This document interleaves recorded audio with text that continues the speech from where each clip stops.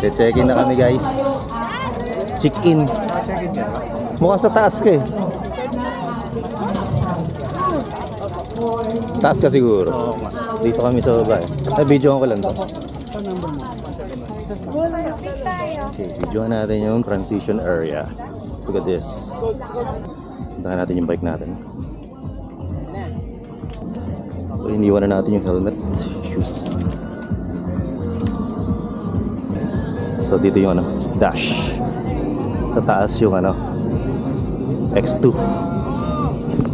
So it's 4:55. Siguro mag-warm up tayo mga 5:30. Bitaw sa umpisa. 8 minutes. X2. Ito. Una kayo pare. Good luck. Una kayo. Yellow. Dito sa start line. Ay, si Vincent. Ang basa naman yan. Hindi ko alam kung ang basa niya pagtapos mo. Kaya kahit mauna sila. Oo, wala din. Paano? Parang time trial eh. Pagtagos mo Hindi sa... start yung oras mo hanggang di ka tumatagos. Ewan ko lang or baka... Hindi, ano yun? Sabay. Chip time yun. Hanggang start time, pag go nila. Yun nga eh. Chip time mo yung pagdaan. Kaya kailangan sa una. Hindi ko alam na tumabigat. Mga Marcel yun. Wait ko na ako ah. Sige. Sabuan mo yung 12K.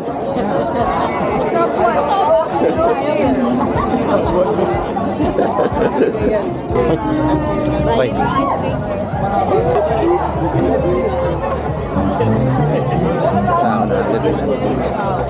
Seven mo muna yung una.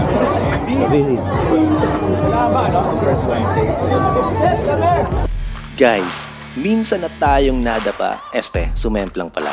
Pero muli tayong bumangon dahil nga baliw tayo sa mga events na related sa cycling at running.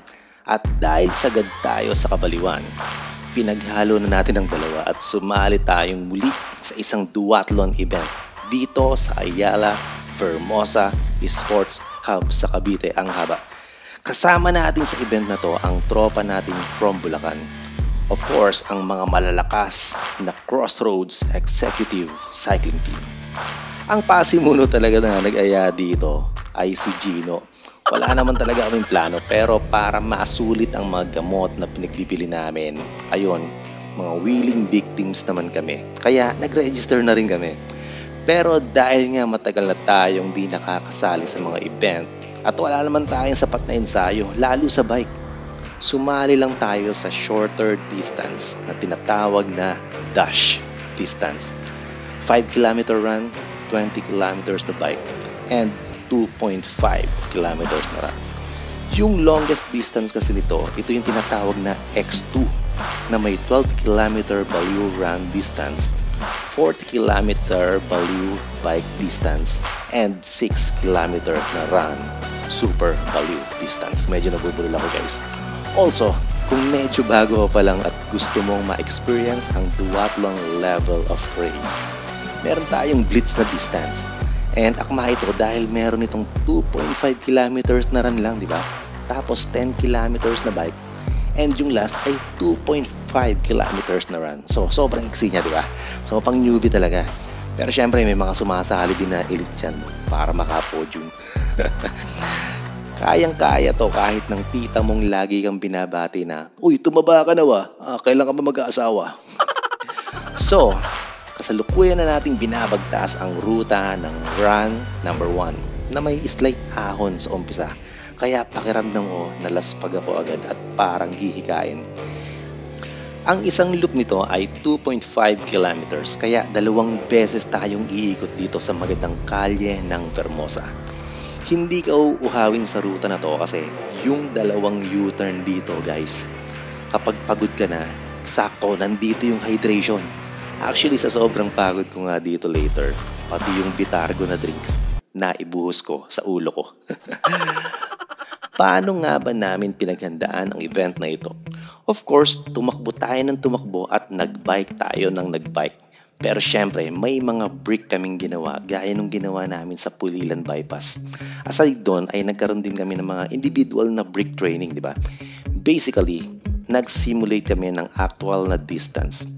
So ang naging personal best ko para sa dash ay 1 hour and 55 minutes.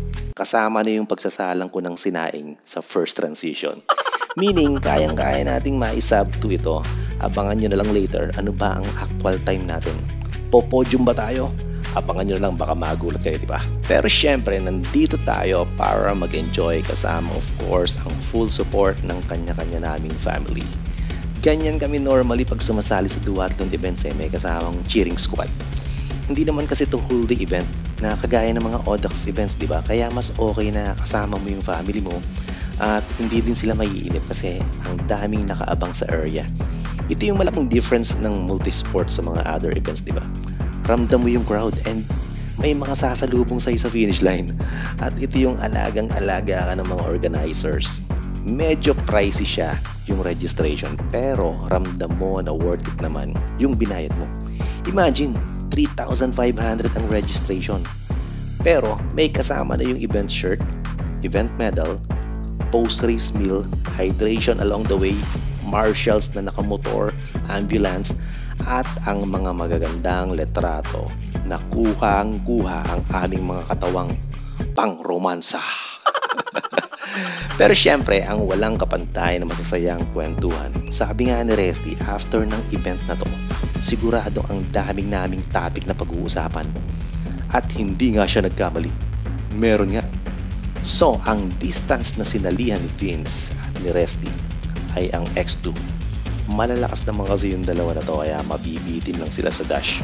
So kami ni Gino, okay na kami sa short distance. Especially ako kasi I'm just going back from a long pahinga dahil nga sa aksidente ko sa Magallanes, di ba?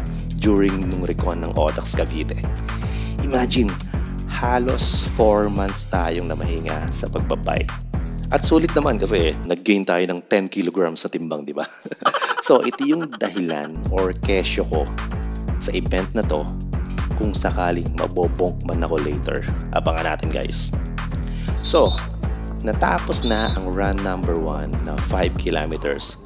Ang aking time dito ay 30 minutes and 51 seconds based sa Strava. So, slightly lower to sa target ko na sub 30 minutes sana, di ba? So, talagang medyo kinulang tayo sa ensayo. And hindi ko din kasi napaghandaan yung mga slight na ahon dito sa ruta. Pero okay lang naman do. So, ang kailangan nating mag-move on and magpunta na sa transition, magpalit ng sapatos, ikasa ang helmet, masamid sa Pocari Sweat. Alright! Let's go. Nanonood na akong TV. Let's go!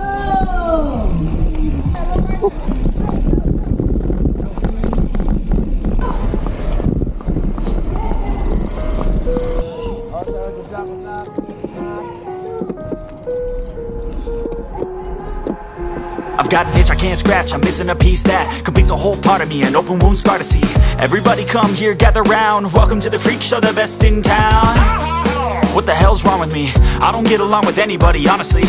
I've been living in my own head constantly, thoughts jumbled round, think I need a new lobotomy. Wait, all these thoughts are too negative.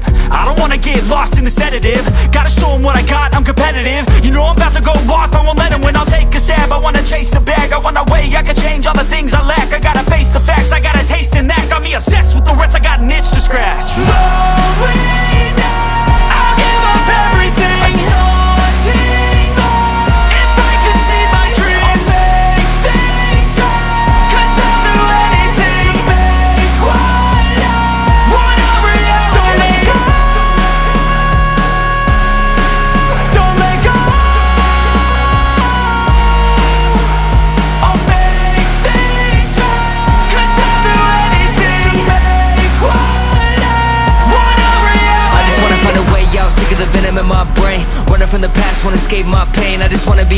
person, I deserve this, I just wanna break these chains. Always asking for greatness, true to myself, I never fake it. Seen too many once that I so they get famous. And when I say the truth, most really can't take it. In spite of everything I've been through, I'ma make it. Fake friends, but on my downfall is toxic. Day one, started to outlaws for profit. Now all I do is write verses, no talking. All I do is put the work in, no option. This was everything I ever wanted. Created a legacy off of me just being honest. And the fake ones hate, but it's all to no avail. They wanna see me lose, but you know I never fail.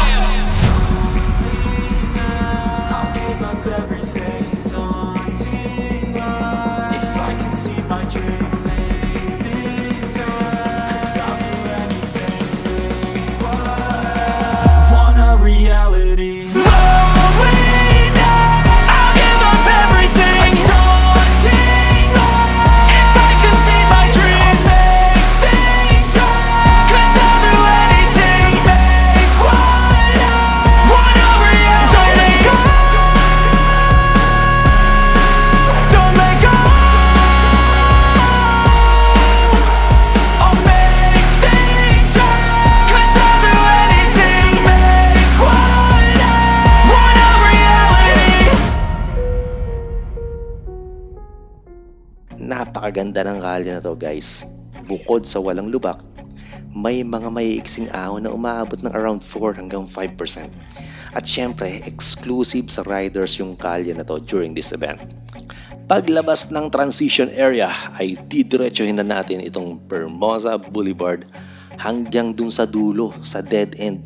Tapos mag-U-turn tayo at liliko sa Beverly Hills Boulevard. Tapos, babalik ulit tayo sa main road basically. So, ganun lang. Pero may papasukan pa tayong dalawang kalye dito sa kanan para makumpleto natin yung 10 kilometers na isang loop. So, after that, babalikan natin ulit yung ruta na dinaanan natin kanina para makumpleto ang 20 kilometers na distance. So, walang hydration guys sa ruta na to kasi medyo maiksi lang naman yung ruta and ang magpapabagal lang actually sa'yo yung dami ng mga liko and U-turn. Pero sabi ko nga, may mga downhill naman dito kaya makakabawi ka din sa average na speed. Ang isa pang nagustuhan ko sa event na to, ang daming photographers, di ba?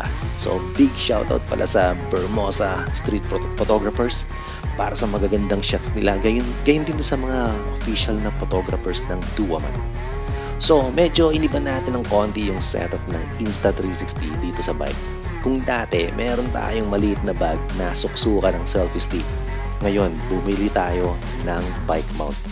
At least yung looks niya, di ba, medyo mas aero siya, mas minimalist. And ang disadvantage nga lang natin ay hindi natin mahawakan during ride, kagaya ng mga shots natin sa mga gravel events na sinalihan natin previously, di ba?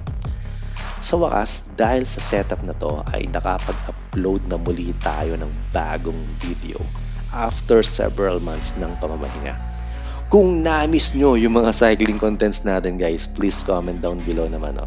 So medyo busy tayo sa work at sa kung ano-ano pang bagay, kaya ngayon lang tayo nakapag-upload agad and madalang tayo makapag bike, makapag-vlog. So finally, eto nga, nakapag-upload na tayo. Pero abangan nyo this coming Christmas break. Malay nyo, di ba, makapag-daily cycling or running vlogs tayo. Magbabakasyon tayo ng mga 2 linggo para makapag-bike at tumakbo lang.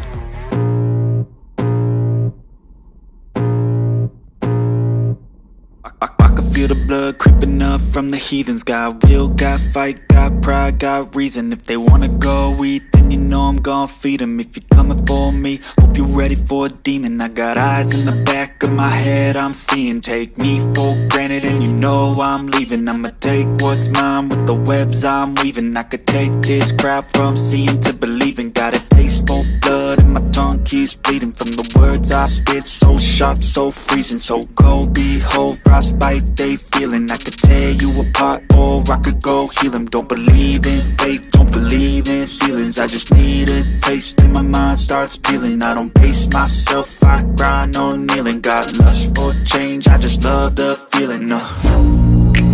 I ain't gonna give up. Got too little time, I'ma live up. Head down, push forward through the tough times. Cause anything worth doing is a tough climb. And I ain't gonna give up. Got too little time, I'ma live up. Head down, push forward through the tough times. Cause anything worth doing is a tough climb. Cause I'ma live life for the fight.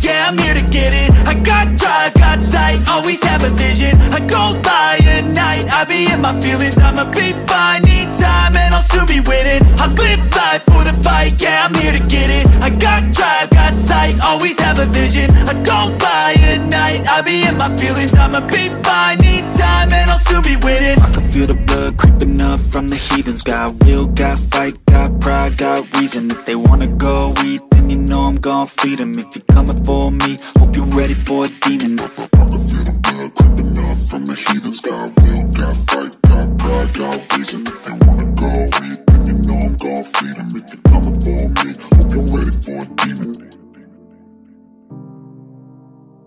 So dito sa bike leg na event na to, naramdaman ko na din agad yung pagod. Di ko alam kung nasagad ba ako dun sa run 1 or sadyang kulang lang talaga ako sa ensayo. So nag-pace na lang din ako ng tamang karga lang. Then bumabawi na lang ako kapag pababa na yung mga downhill na section. Nakababad tayo actually sa zone 3 and zone 4 sa ride na to. Kaya ang bilis ko ding napagod. Tinirahan ko na din ng gels para kahit pa paano makarecover. Pero actually parang hindi tumatalab. Ramdam ko na medyo nauubos na yung legs ko dito. And naalala ko na meron pa nga palang run number 2. 2.5 kilometers yon. So I decided to just pace it ng medyo maluwag sa pakiramdam.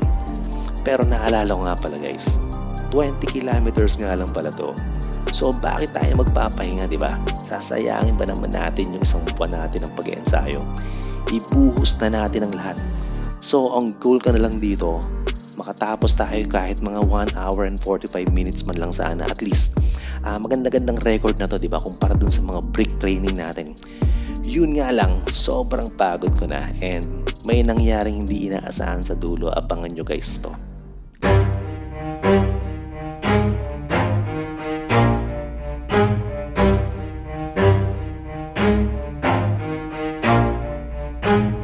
Never stop, I'll get it if I want it. Gotta make to myself a promise. I won't quit, keep going till I got it. I won't give up till I'm on top. Yo, no, I ain't the type to give up. If I do something, man, I do it till I get what I want. I turn a business out of nothing into something I love. I got a poker face, but honestly, I'm not one to bluff. I flip a switch, never miss, man, I always stay up. Don't let them see you, bitch, always have a plan to stay tough. This life ahead of you ain't easy, it was built to be rough. But that's what makes a personality, is tragedy, bruh. So keep your head on your shoulders. Now we ain't out here moving rocks, we out here moving boulders. Now we ain't getting posterized, we out here making posters. And we ain't got nothing to hide, we move forward like soldiers. You better wake up for the pay stub or you'll pay up. Don't make love to the game, bruh, fuck the game up. Change up, rearrange stuff to your greatness. Famous for the way up, play the game, bruh. Never stop, I'll get it if I want it. Gotta make to myself a promise. I won't quit, keep going till I got it. I won't give up till I'm on top, yeah. You know I'm always honest, there ain't no way I'm ever stopping. I won't quit, keep going till I got it. I won't give up.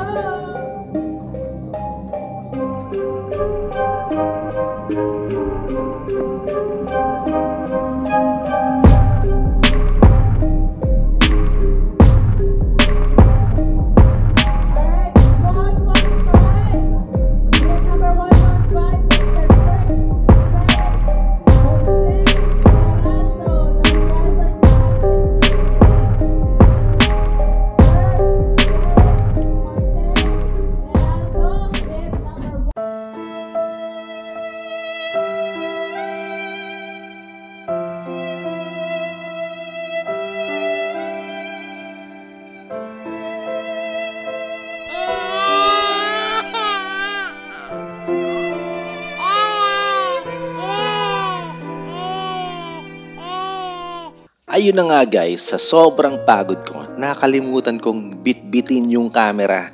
Na-realize ko to nung medyo malayo na tayo sa transition area. And sayang kasi yung time kung babalikan ko pa. So nag-focus na lang tayo sa takbo and hoping na lang tayo na hindi ito mawawala kung saan man siya nakalagay sa ngayon. So habang tumatakbo tayo ay kung ano-ano yung nasa isip ko actually. And target ko din sana na mag-pace man lang ng mga 6:30 per kilometer, pero di na talaga kaya kasi yung dalawang binti ko malapit ng pulikatin. Sayang nga hindi natin nakuha ng video. Pero aside sa pag-inom sa hydration guys, Binuhusan ko na lang ng malamig na tubig yung mga binti ko para medyo kumalma yung pulikat. Sa sobrang pagod ko, pati yung bitargo na ibuhos ko sa ulo ko. Nagtataka ako bakit parang may lasa. So sumigaw yung isang babae, sabi niya, "Sir, bitargo yan." So nagpasalamat ako sa kanya, sabi ko, na-hydrate yung bumbunan ko.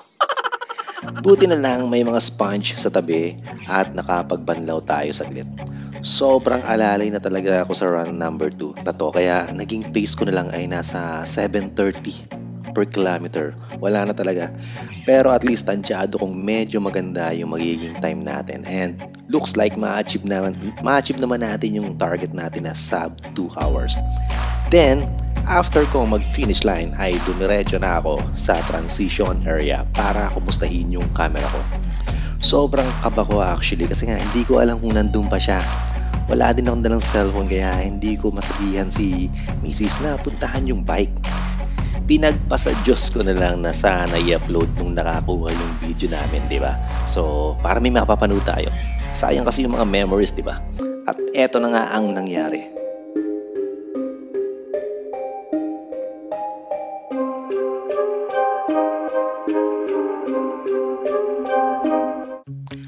Malamang hindi nawala, di ba? Kaya nga napapanood nyo tong video na to eh. So, after kong kunin yung camera ko, ay nagpunta na ako sa kuha na ng medal, finisher shirt, post-race meal, at nagpalit na tayo ng damit. Okay, naiwan yung camera. Hindi ko na video yung run 2. Sayang. Stop muna. Init. Official time ko dito ay 1 hour and 36 minutes. Not bad in spite sa mga struggle natin sa ensayo, lalo sa bike, di ba? For sure, sunod-sunod na yung pagsali natin sa multisports, guys, starting next year. First time sumali ni Fact Bike actually sa duathlon races. Dati kasi yung Merida ang ginagamit natin, di ba? So, buong akala ko, guys, ay ito lang yung magiging aberya ng tropa. May nangyari pang hindi inaasahan. Eto yun. You may visit Tabaking, the locker room, and RL Lapid Room. Pero nakatapos na kaya? Para meron makapag-breakfast na po kayo. Pre, nangyari? Natin. Pang ilang ikot nung pumutok? Last na. Last ikot na? Tagal na ako dun. Parang kumalas ah. Ano? Oh. Kala, tapos. Hindi nga mapaikot tagal na yun. Sir! What's up, sir? Resi, sabog panloob, tsaka labas na ang goma. Kaya nga eh. Baliwala oh. Baliwala lang natira. Baliwala. Bali ubos na. Pre. Dito. Namasyal ka pa dyan. Dito pare. Oh. Ang tamad tuloy ang lintik. Hindi naman. Go, go, go! Kung umabot kayo sa dulo ng video na to, guys, sobrang maraming salamat. Meaning na gustuhan nyo to. So, see you again on our next uploads. Bye-bye! Pare, finish strong! Finish strong, hoy! Ayun na! Tumalbog! Nawala! Go, go, Eloy!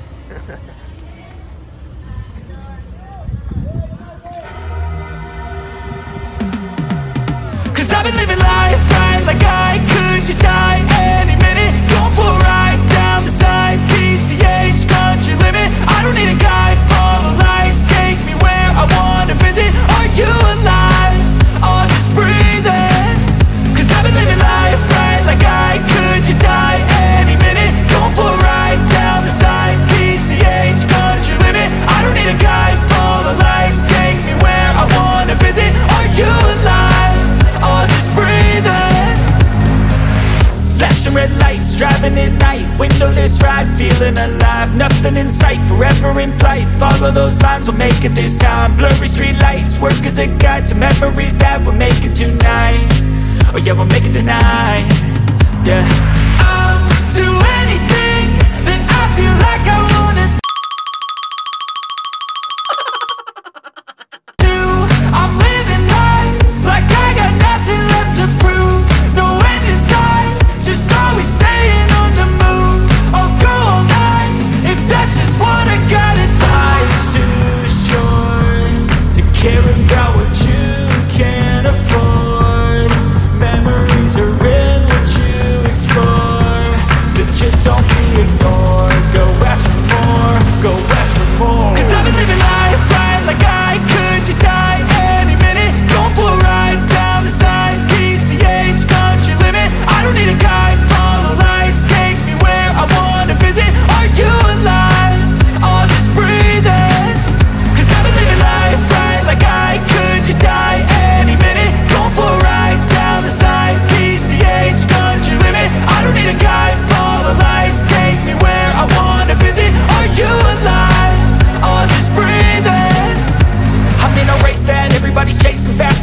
be that someone on the screen at last. They ain't looking inside for their needs in life. They wanna be liked by everybody in sight, but trust me, being free ain't spotlights. No, it's long nights and it's long fights with yourself all the time to get your mind right. But if you put in the work, you can find the light. Alright, I'll do anything that I feel like I wanna do.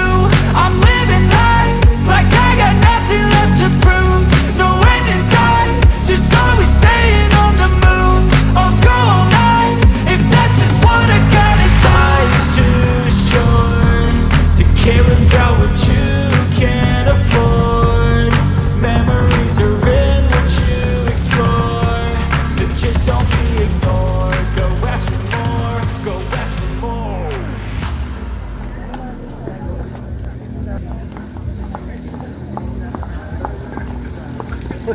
Ano? Sa pagod. May chips na